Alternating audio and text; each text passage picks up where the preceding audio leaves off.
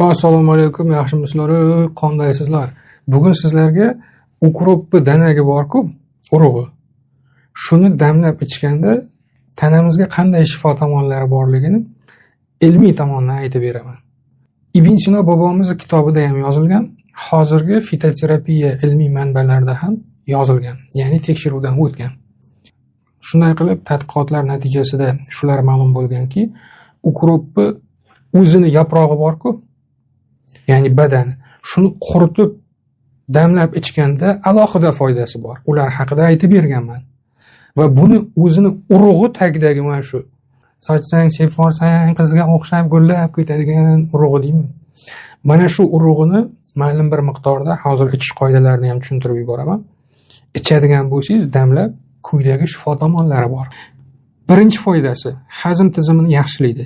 Uning tarkibidagi efir moylari antitol, limonin, karvon ichaklardagi gazni haydab chiqarish xususiyatiga ega.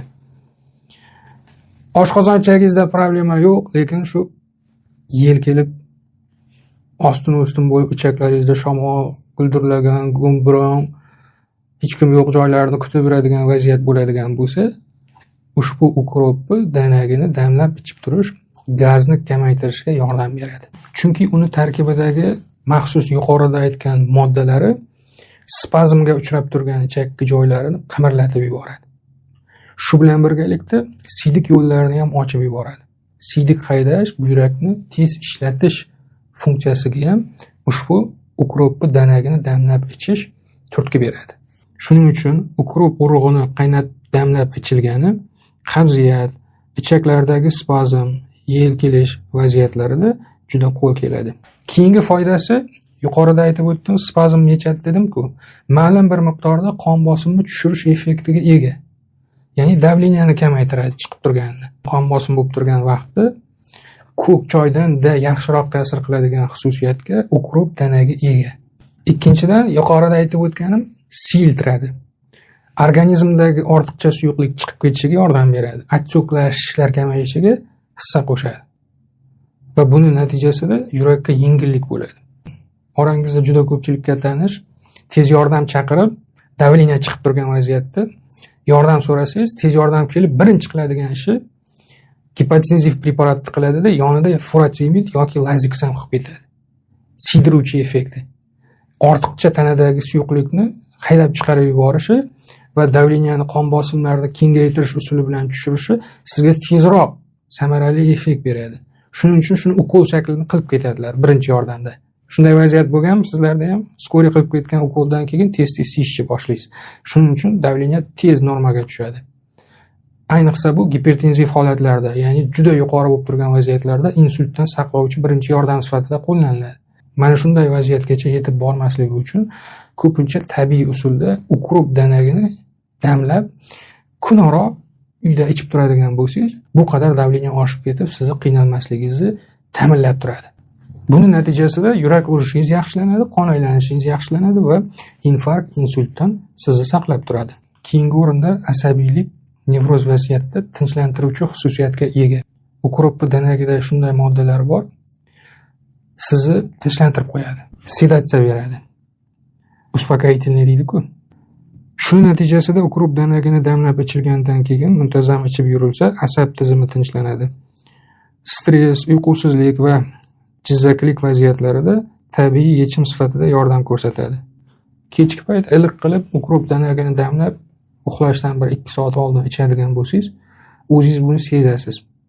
Ya'ni sekin uyqu tezroq kelishni boshlaydi. Asabiylashmay, ko'p o'ylanavermay to'shagingizga yotib qolasiz-da. Orangizda shunaqa insonlar bor, bilaman. Muncha qoqmasdan tepaga qarab bo'ylanib chiqadi uyqusi kelmasdan. Bu uyqusizlik haqida juda ham ko'proq, chuqurroq ma'lumotlar yetkazib berganman. YouTube'ga qidiruv joyiga yozib ko'rasiz. Qolaversa, mobil tibbiy birinchi yordam Ischanov kitobimda ham retseptlari, tabiiy usullarigacha ma'lumotlarni yozib qoldirganman.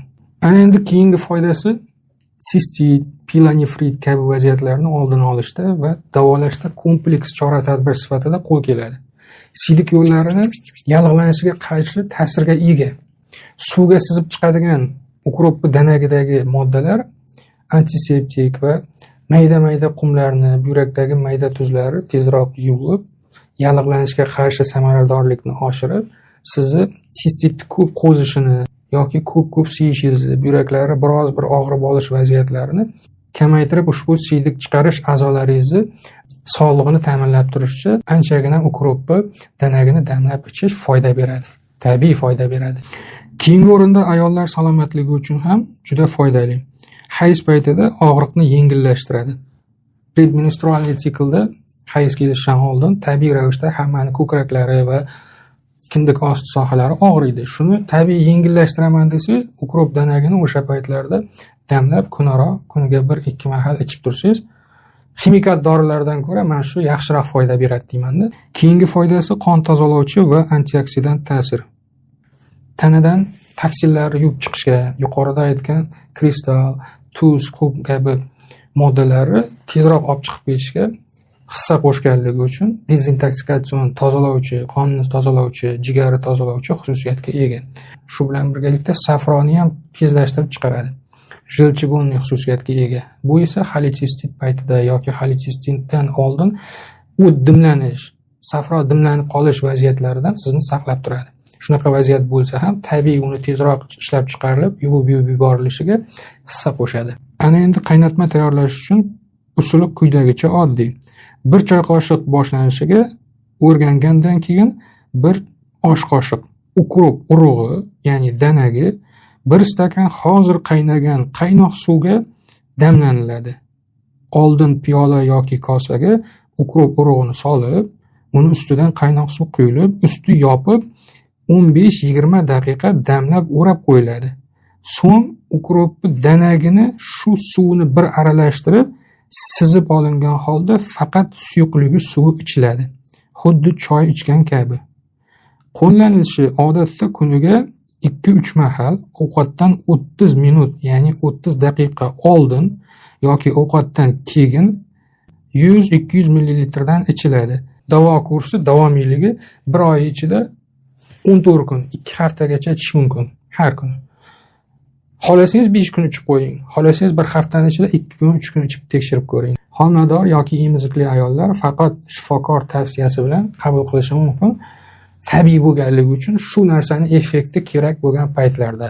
Mabodo meni videoyimdan, fotoyimdan yoki o'zimiz sun'iy intellekt yordamida gapirtirgan holatlarda saytlarda turli-tuman vositalarni, firmani dorilarini reklama qilib sizga ko'rsatgan bo'lsa, aslo ishonmang. Aldanib ularni mahsulotini xarid qilib yurmang. Qaytanga unaqa reklamalarni kommentariyasiga boplab so'kib yozing. Aldamanglar, aferistlar, bu Ischanov emas, montaj qilgansizlar. Ufna deb, kerak bo'lsa telefon raqamini qo'ygan bo'lsa, telefon qilib aferistlarni boplab adabini bering. Qarasho? Mana shunday qilib, bugun sizlarga eslatib qo'ymoqchi bo'lgan ukrop damlamasining shifo ta'sirlari haqidagi ma'lumotlar shulardan iborat edi. Endi sizlarga savol qoldiraman. Shu paytgacha ukropni danagini damlab ichib ko'rganmidingiz yoki ukropni yaprog'ini damlab ichib ko'rganmidingiz? Izohlarga yozib qoldiring, qaysi turini. Ichib ko'rmagan bo'lsangiz, endi ichib ko'raman deb yozib qoldiring. Qarasho? Keyingi lavhalarda ko'rishguncha semirib ketmang. Poko. Juda ko'p bepul imkoniyatlar yaratilgan. Misol uchun ovulyatsiya kunini hisoblab bilish yoki o'z analizlaringizni natijasini tibbiyot tomonidan tekshirib ko'rish. Sababi nega kamaydi yoki nega o'zgardi, yechimi qanday bilish imkoniyatlari. Doktor Ischanovning mobil innovatsion dastur kitobi chiqdi. Bu kitob hamma tibbiy sohalar bo'yicha turli-tuman mavzulardan iborat. Mana eng kerakli, eng ko'p tashxislar yozma shakllarda, foto, video shakllarda joylangan. Ular haqida barcha ma'lumot, sabablari, belgilari, davo choralari, retseptlari hammasi joylangan. Tabiiy davo choralariga ajratilgan bo'limlari ham bor. Bu innovatsion mobil ilova kitobimizni iPhone'larga yuklash uchun App Store saytidan, iPhone emas telefonlarga yuklash uchun telefoningizda Play Market yoki Google Play saytiga kirib, o'sha joydan birinchi yordam so'zini yozib, sketch qilib olishingiz mumkin. Yoki shu videoni tagiga ko'p yozuvda ssilka qoldiraman, uni ustiga bosib, sketch qilib yuklab telefoningizga o'rnatib olishingiz mumkin.